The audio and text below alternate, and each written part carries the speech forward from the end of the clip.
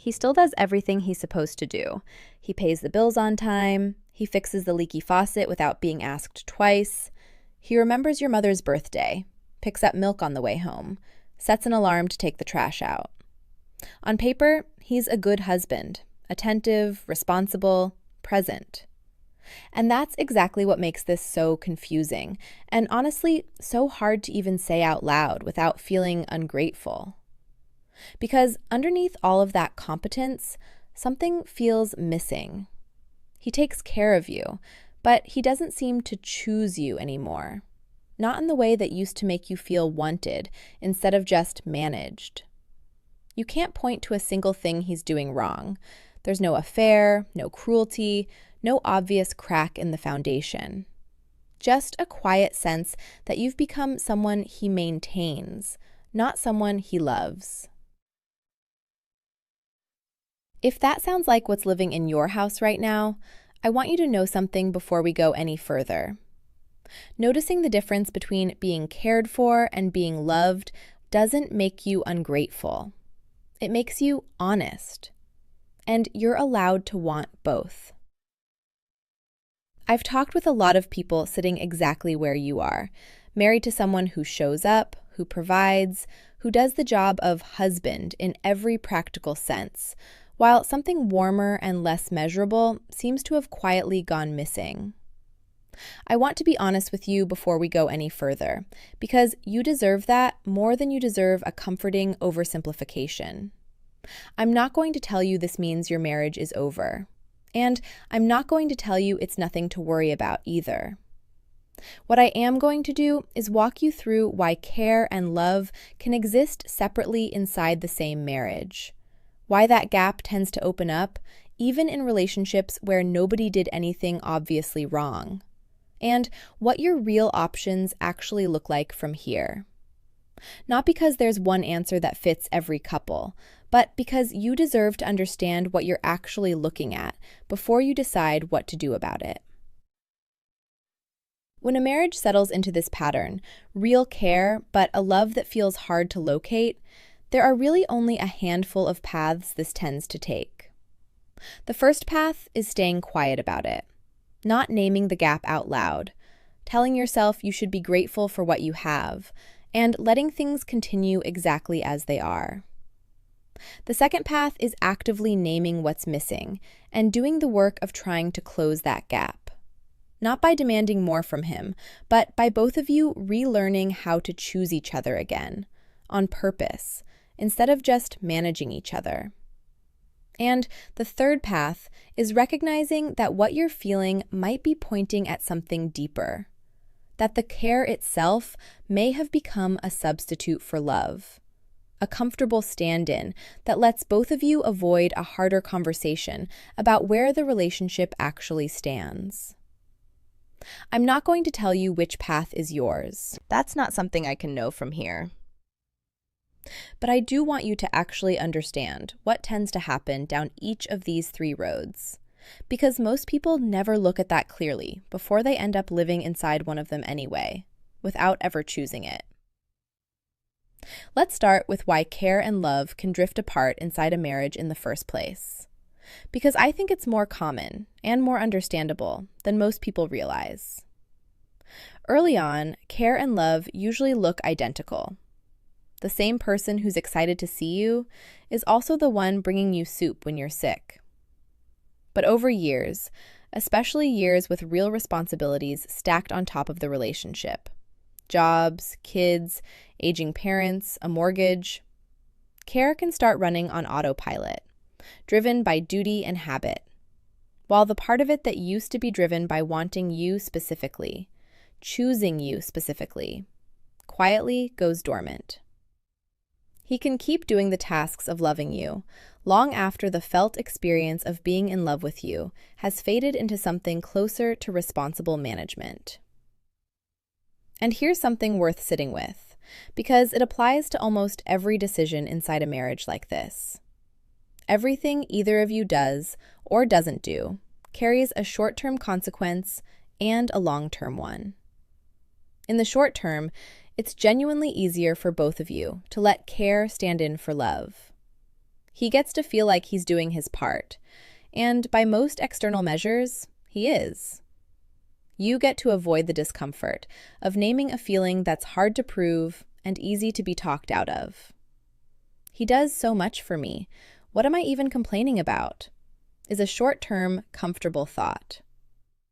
But the long-term consequence of never naming the gap is that it tends to widen quietly, year after year, until the marriage runs entirely on function, bills paid, schedules kept, logistics handled, with almost nothing left of the thing that made it feel like a marriage, instead of a very well-run household. There's another layer to this worth naming too.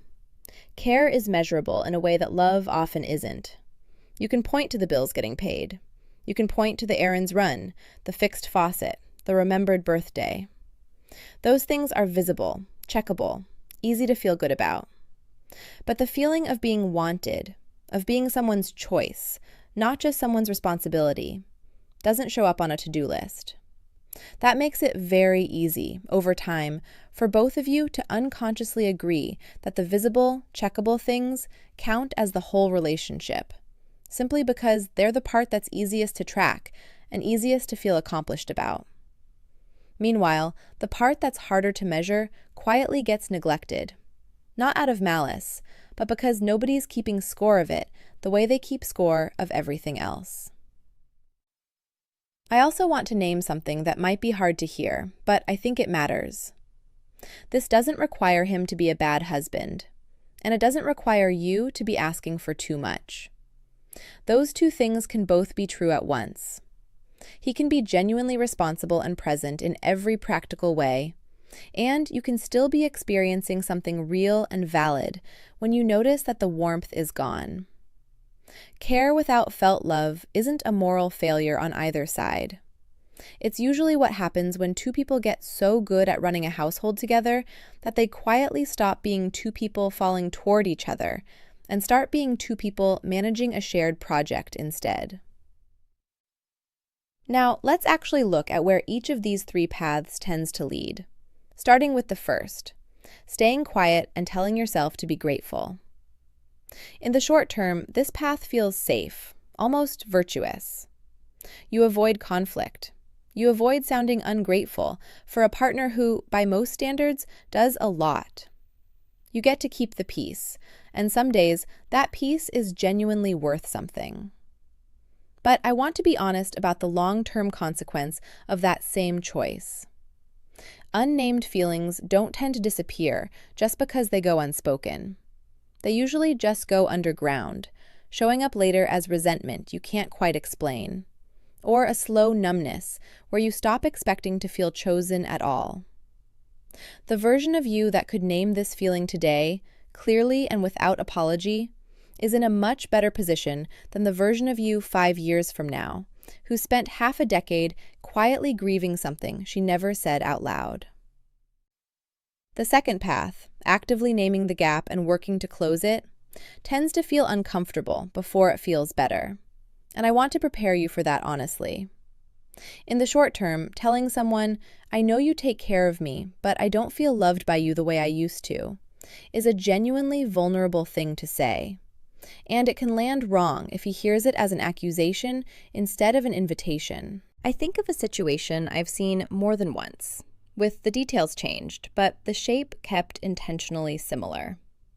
A wife who finally told her husband, gently but directly, that she felt more like a project he managed than a woman he wanted. His first reaction was defensive, a long list of everything he did do, all the ways he showed up. That's a common first response, and it doesn't mean the conversation failed. What mattered was what happened after the defensiveness settled. He actually sat with what she was describing, instead of just arguing against it, and admitted that somewhere along the way, he'd started treating love like a task on a list, instead of something he actively felt and expressed. What followed wasn't some dramatic reinvention of the marriage. It was smaller things, done on purpose. A hand on her back that wasn't functional. A text in the middle of the day that wasn't about logistics. Choosing to sit next to her instead of across from her. None of it undid years of drift overnight, and there were weeks it slid right back into autopilot, especially when work got busy or the kids needed everything either of them had left to give. But the difference over time was that they both started noticing when it slipped. And instead of letting the slip become the new normal again, they'd name it and course correct together, instead of one of them silently absorbing the disappointment alone. That's usually what the long-term consequence of this path actually looks like. Two people slowly relearning how to want each other again, not just manage each other well. The third path is the one that's hardest to sit with because it asks you to consider that the care itself might be doing some quiet, unintentional covering. Sometimes, when someone keeps doing all the practical work of a marriage, while the emotional and romantic parts have gone quiet, it's not because love disappeared randomly. It's because something underneath went unaddressed for so long that duty became the safer, more manageable substitute for both of you. Resentment that was never voiced. Attraction that faded and was never talked about. A slow accumulation of disappointment on either side that got buried under a very functional daily routine instead of ever being brought into the open. I'm not saying that's what's happening in your marriage specifically. I have no way of knowing that from here. And honestly, you may not fully know it yet either. Not until you look directly at it instead of around it. What I will say is this. The short-term consequence of treating "he still takes care of me" as proof that everything is fine is comfort, at least on the surface. But the long-term consequence of using competent caretaking as a stand-in for actually examining the relationship is usually years spent inside a marriage that functions perfectly and satisfies almost nothing for either of you. I think this path is the one people avoid the longest because it feels like ingratitude to even ask the question when someone is, by every visible measure, doing their part. But asking it isn't ingratitude, it's honesty. You can be deeply thankful for someone's care and still be allowed to want to feel chosen by them, not just handled by them. Those two things aren't in competition with each other. Asking the honest question about what's underneath the caretaking doesn't obligate you to blow anything up. It just gives both of you a chance to find out whether the love is still there, quietly buried under years of responsible habit, or whether it's something that needs real, deliberate rebuilding. And it's worth remembering that this path isn't only about what might be wrong. Sometimes asking the question honestly reveals that the love never actually left. It just got quiet under the weight of everything both of you have been carrying. And simply naming that out loud is enough to start bringing it back to the surface. I know every marriage carries its own history, and only you really know what it actually feels like to live inside yours. I can't know that from here, and I wouldn't presume to. But if you want something that walks you through this more deeply, a way to actually work through whether what you're feeling points to a season, a pattern, or something that needs a real conversation, I put together 3 step-by-step guides for every stage of a marriage crisis, including exactly this kind of moment, the Complete Marriage Rescue Trilogy. It's linked in the first comment below, whenever you're ready to look at it. Now, let's keep going. Here's the part I really want you to sit with before we finish today. Being taken care of and being loved are not automatically the same thing, even though they can look identical from the outside, and even though it's genuinely hard to tell them apart when you're the one living inside the routine. That doesn't mean what you have isn't valuable. It doesn't mean he doesn't love you at all.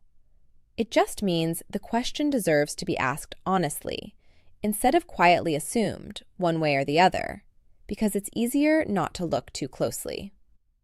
You're allowed to want to feel chosen, not just maintained. And wanting that isn't a betrayal of everything he does do. I'm not here to tell you what to do.